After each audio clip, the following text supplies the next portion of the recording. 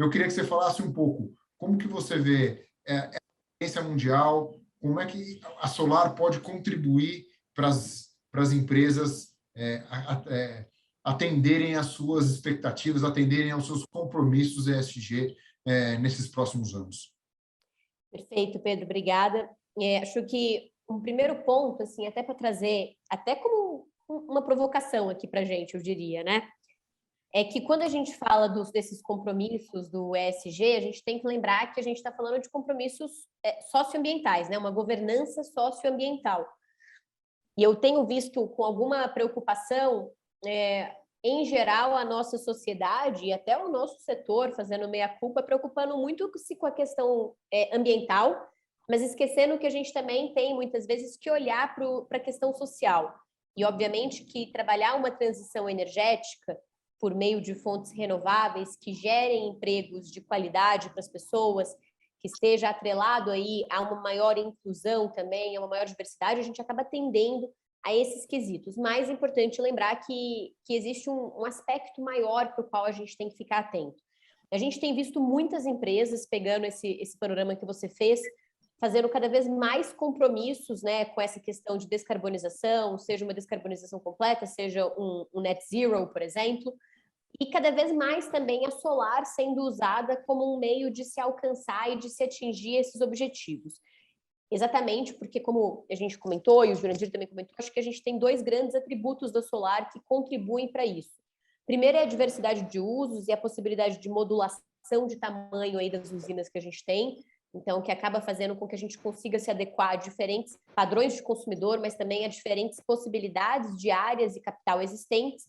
E a segunda é o fato de que é uma fonte que a gente, tirando esse momento atual que a gente vive, de um câmbio bastante desfavorável, de uma situação de uma crise energética na China, que também está pressionando bastante o setor, mas é uma fonte que tem tido uma queda histórica de preço bastante significativa e que já atinge, sobretudo quando a gente olha para a centralizada, patamares aí dos mais baratos em termos de reais por megawatt-hora para a produção de energia elétrica. Então, acho que esse é um panorama que tem feito, sim, com que a solar cada vez mais tenha sido esse instrumento. Eu acho que vou trazer um projeto que eu participei do desenvolvimento dele quando, em outra época da minha carreira, que eu também guardo com muito carinho, que era quando eu trabalhava no Greenpeace. E a gente tinha um projeto muito forte de levar a energia solar para escolas públicas.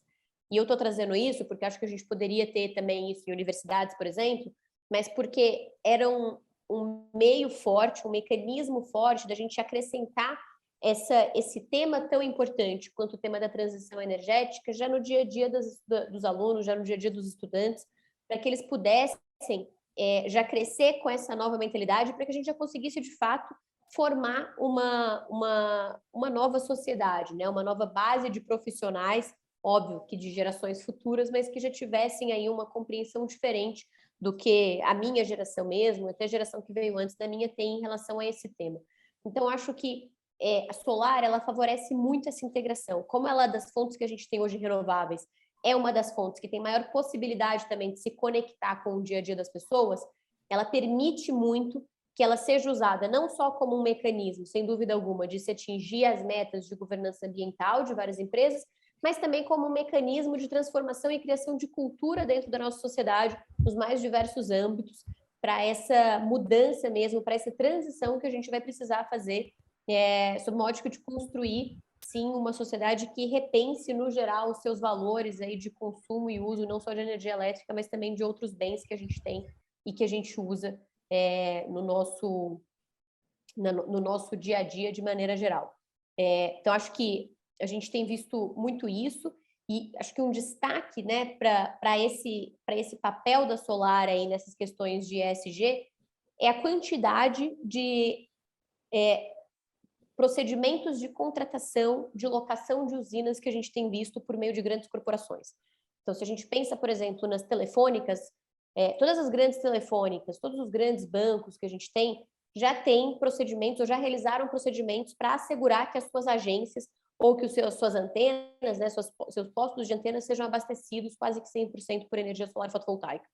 Então, acho que isso chama, de fato, ressalta como que, de fato, a fonte tem sido trazida para este contexto ESG por meio das empresas? Muito interessante esse seu ponto mesmo, né, Bárbara? A gente fica com aquela visão muito ligado para o ambiental, quando a gente solar, né? Mas você está coberta de razão, né? A parte social também tem um impacto muito profundo nessa nova indústria que foi criada em um intervalo curto de tempo.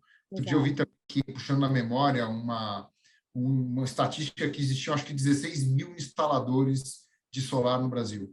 Esses 16 mil devem ser uma empresa que ali tem 3 ou 4, 5 funcionários. Então, quando você vê, você tem ali, sem dúvida, talvez 100 mil pessoas trabalhando nessa indústria, né? Só com instalação, talvez um pouco menos, mas uma quantidade muito significativa que está envolvida no processo e que vai, além de ter esse impacto positivo na parte ambiental, também na parte social.